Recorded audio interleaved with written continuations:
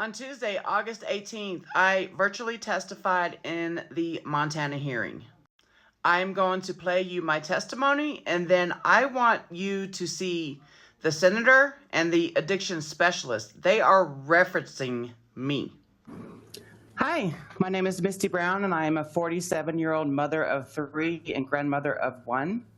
I would like to clarify and say that naloxone does not work on kratom.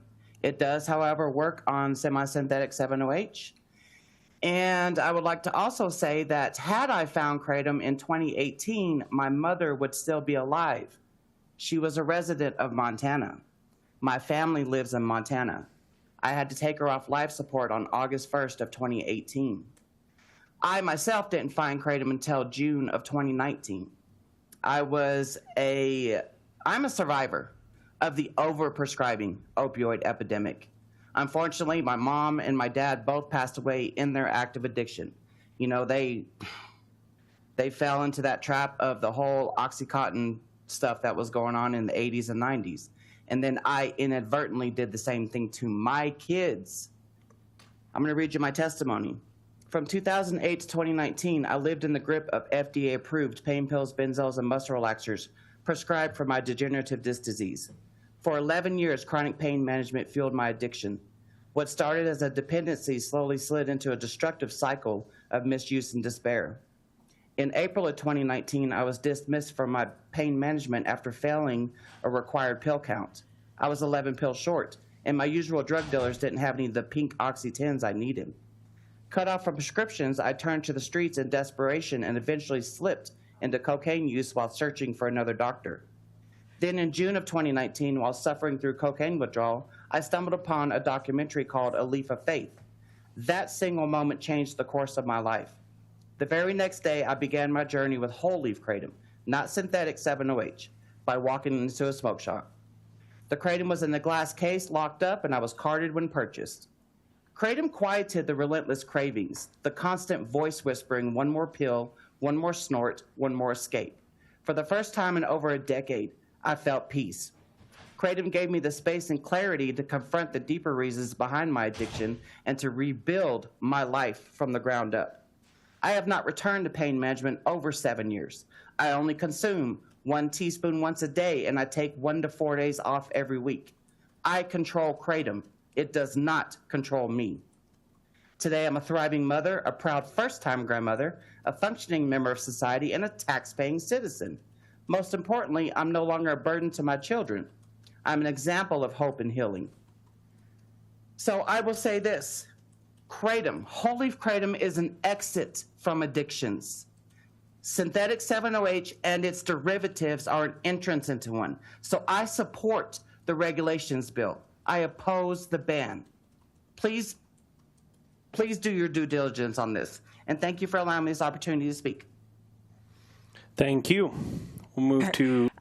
So in my day job as a lawyer, I work with a lot of folks that have addiction issues. And although I'm inclined to support the prohibition or ban bill, one of the things that I am persuaded by in the more industry bill is the testimony from folks that have addiction issues and utilize this. And so I guess what's your position about that? What do you say to folks that have addiction issues that use kratom, I guess, as sort of an off-ramp of some sort?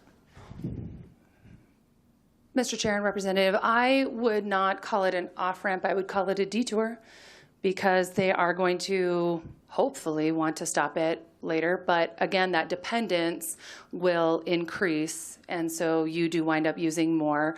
I believe that one of the previous testimonies discussed that she does give herself breaks, which in theory would help prevent you from developing tolerance as quickly, but all opioids, you can develop tolerance. So individually, there's no way to say. So apparently I took a detour. That addiction specialist prescribes Suboxone. Wouldn't that be considered a detour? Especially since she testified that she has a patient that was or is addicted to kratom.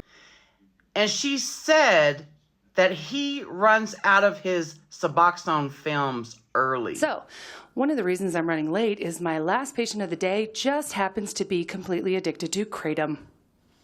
And it took us a long time to figure out what to do with him. And it's not my first time seeing him, it's my 5th time seeing him, because every time we gain a little ground with getting him off of Suboxone, or off of the kratom by using buprenorphine or Suboxone films, he runs out of films and he goes back and buys more kratom. And then we start all over again with horrible withdrawals every time he's out of kratom. So I usually only see him when he's down to his last day of his substance. Luckily for me, with the recent changes, he bought his last supply as much as he could afford, working his 2 jobs, and he made an appointment with me knowing that I only have this many days until I'm completely out of this substance, and I know how horrible the withdrawals feel. He shared with me today and asked me to share with all of you that he is a recovering alcoholic, and he would go through alcohol withdrawal 10 times over rather than risk going through kratom withdrawal ever again, because it is that incredibly painful for him. So let me tell you a little bit about. So that dude is bouncing back and forth between Suboxone and kratom. But my question is, how come Suboxone isn't considered a detour? Why does my testimony about it got to be considered a detour? Oh yeah, I got to show you this post too. That same senator blocked me on X back in May. I said, why did this Guinness guzzling senator from Montana who voted to ban kratom today block me and delete her post? The only thing I did was drop my kratom testimony in her comments, then reposted and asked other folks to respectfully drop their testimonies. I have family in Montana. I feel like if my mom knew kratom was a life-saving leaf on this earth, I could have gotten more years with her. I had to take her off life support. Then I said, what medicinal value is that Guinness giving you?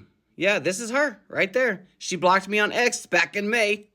But it's like, it's like my testimony on Tuesday almost persuaded her, to go the regulations route.